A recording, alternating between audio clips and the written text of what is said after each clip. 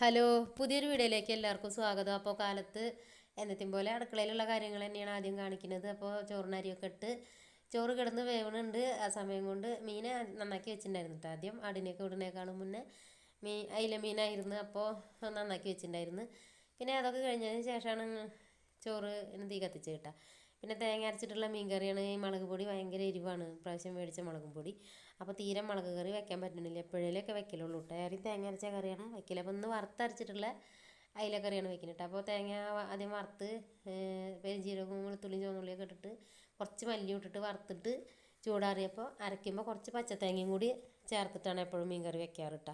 അപ്പോൾ അങ്ങനെ വെച്ചാൽ കറിക്ക് നല്ലൊരു ടേസ്റ്റാണ്. ഞാൻ മുന്നേ ഈ വീഡിയോ ഒക്കെ ഇട്ടിട്ടുണ്ട് കേട്ടോ. പിന്നെ കുടംപുളി ഇട്ടിട്ടാണ് കറി വെക്കുന്നത്. കുടംപുളി ഇവിടെ ഉള്ളതല്ല, വേറെ ആൾ തന്നതാണ് കേട്ടോ. അങ്ങനെ കറിയൊക്കെ റെഡിയാക്കി അതിന് മുന്നേ മീൻ കായം പരട്ടിയിട്ടുണ്ടായിരുന്നു കേട്ടോ. വീഡിയോ എടുത്തില്ല. ഒക്കെ റെഡി ആയപ്പോഴേക്ക് ചോറ് വെന്തിട്ടാ. ചോറ് വെന്തപ്പോൾ കറി അടുപ്പത്ത് ആക്കി. പിന്നെ കറിയിൽ മീൻ അധികം ഇടും കേട്ടോ, വറക്കാൻ കുറച്ചേ എടുക്കുകയുള്ളൂ.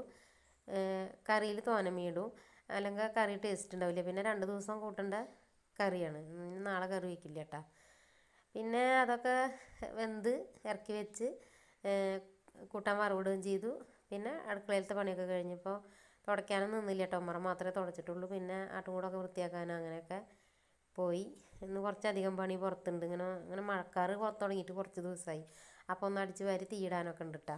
അപ്പോൾ അത് കാരണം വേഗം മുറ്റത്തേക്ക് ഇറങ്ങി. 11:30 ആകുമ്പോഴേക്കും തന്നെ അങ്ങോട്ട് ഇറങ്ങിയിട്ടാ. ഇപ്പം വെയിലുണ്ട്, പക്ഷേ ചിലപ്പോൾ മഴക്കാറുണ്ടാവലുണ്ട്. അപ്പോൾ വേഗം അടിച്ച് വാരി.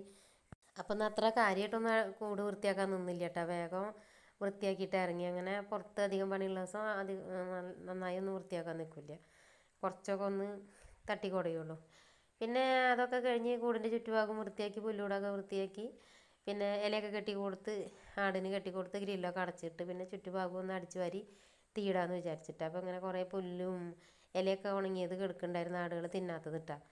അപ്പോൾ അതൊക്കെ അടിച്ച് വാരി തീയിട്ട് അടിച്ച് വാരാൻ നിന്നാൽ പിന്നെ കുറേ സ്ഥലം ഉണ്ട് കേട്ടോ. ആടിനെയും പശുവിനെയൊക്കെ വളർത്തുന്നവർക്ക് അറിയാമല്ലോ അല്ലേ, എന്നും കരടും ഒക്കെ ഉണ്ടാവും എപ്പോഴും പറമ്പിൽ.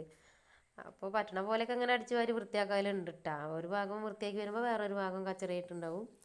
അപ്പോൾ ആ ഭാഗം വൃത്തിയാക്കും. അപ്പോഴേക്ക് ആദ്യം അടിച്ച ഒരു ഭാഗം വീണ്ടും കരടായി ഉണ്ടാവും. പിന്നെ ഈ വെണ്ണീർ തന്നെ ചൂടാറിയതിൻ്റെ ശേഷം വാങ്ങി അവിടുന്ന് അടിച്ച് വാരിയിട്ട് ഈ കഴുകുന്നതിൻ്റെ കടയ്ക്ക് തന്നെ കൊടുന്നിടും കേട്ടോ. അപ്പോൾ തീയിട്ട വെണ്ണീർ നല്ല വെണ്ണീർ തന്നെയാണ്. ഈ വെറും വൈക്കോലും പുല്ലൊക്കെ കത്തിക്കണതല്ലേ ആണല്ലോ. അപ്പോൾ അത് അവിടെ തന്നെ കഴുകുന്നതിൻ്റെ കടയ്ക്ക് കൊടുന്നിടും കേട്ടോ, ചൂടാറിയിട്ട്. അപ്പോൾ ഇന്നത്തെ വീഡിയോ ഇത്രയേ ഉള്ളൂ. ഇഷ്ടമാവുകയാണെങ്കിൽ എല്ലാവരും ലൈക്ക് ചെയ്യുക, സബ്സ്ക്രൈബ് ചെയ്യുക, കമൻറ്റ് ചെയ്യുക കേട്ടോ.